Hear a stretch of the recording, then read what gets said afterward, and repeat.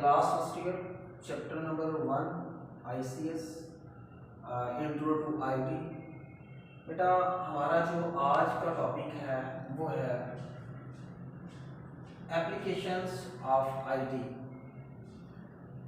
आप ये भी कह सकते हो सिनेरियोज ऑफ IT, आप ये भी कह सकते हो स्टेट्स ऑफ IT, आप ये भी कह सकते हो सिचुएशंस ऑफ IT। बेटा आपकी मर्जी है, कुछ भी क्वेश्चन बना लेगा। तो बेटा IT stands for information technology, एक ऐसी टेक्नोलॉजी जिसमें हम डाटा को प्रोसेस करते हैं, स्टोर करते हैं, कम्युनिकेट करते हैं और फिर कम्युनिकेट का मतलब है दूसरों को शेयर करते हैं। डाटा को प्रोसेस किया, स्टोर किया और कम्युनिकेट किया, उस टेक्नोलॉजी को IT कहते थे। मैंने बताया लास्ट लेक्चर में कि IT ने पूरी दुनिया को ग्लोबल विलेज बना दिया है। तो बेटा IT की कुछ एप्लीकेशंस हैं जिनमें से हमारे पास 7 एप्लीकेशंस हमारे सामने हैं common. Artificial technology, web based applications, e commerce, m commerce, computer animation, multimedia and hypermedia, distributed computing. बेटा ये 7 किस्म की टेक्नोलॉजीज हैं, 7 किस्म की एप्लीकेशंस हैं जो IT में यूज होती हैं। लेकिन आज के लेक्चर में हम सिर्फ 4 एप्लीकेशन को डिटेल के साथ पढ़ेंगे। सबसे पहले बेटा आर्टिफिशियल टेक्नोलॉजी क्या है? बेटा इंटेलिजेंस का लफ्जी मतलब है ज़हीन, आर्टिफिशियल का मसनूई। तो बेटा जो ज़हीन है वो तो इंसान ही है। जब इंसान की जहानत को कॉपी किया जाए तो वो आर्टिफिशियल इंटेलिजेंस होता है। तो बेटा मैं आपको एक बात बता दूं कि आर्टिफिशियल इंटेलिजेंस की बेहतरीन एग्जांपल रोबोट है। इसमें वो सारी मशीन्स आ जाएंगी आर्टिफिशियल टेक्नोलॉजी में जो इंसानों की तरह सोचती हैं, फैसला करती हैं, काम करती हैं, कम्युनिकेशन करती हैं।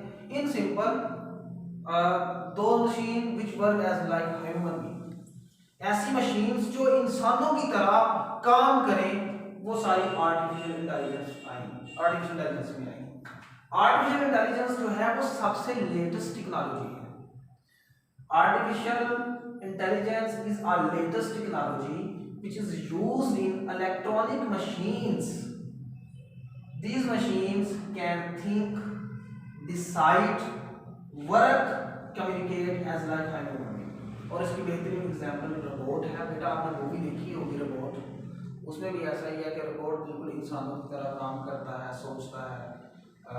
लेकिन ये है कि इनको हम इंस्ट्रक्शन देते हैं, इंसानों को इंस्ट्रक्शन नहीं देनी पड़ती। ये कुदरत की देन है, अल्लाह ताला की देन है। लेकिन आर्टिफिशियल इंटेलिजेंस में जो चीज़ें आएंगी उनको हम जो इंस्ट्रक्शन देंगे वही करेंगी, लेकिन वो इंसानों की तरह काम करेंगे। बेटा वो मशीन जो इंसानों की तरह सोचें, काम करें, कम्युनिकेट करें, फैसले करें, उन्हें आर्टिफिशियल इंटेलिजेंस में है। दूसरी है एग्जांपल वेब बेस्ड एप्लीकेशंस। बेटा वेब का मतलब है इंटरनेट, एप्लीकेशंस का मतलब है जो हमारे काम, हमारे लिए आसानी पैदा करें। ऐसे सॉफ्टवेयर जो हमारे लिए आसानी पैदा करें वो एप्लीकेशन होती है।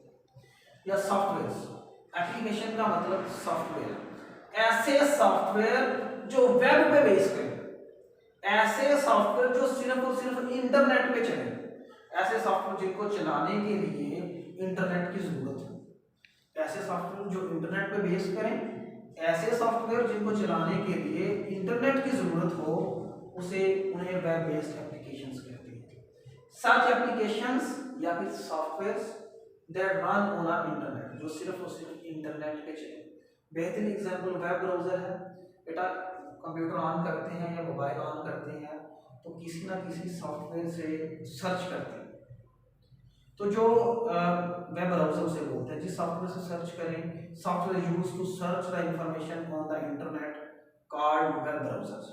तो बेटा कॉमन वेब ब्राउजर आप जानते होंगे, गूगल क्रोम है, ओपरा मिनी है, मोजिला फायरफॉक्स है, इंटरनेट एक्सप्लोरर है।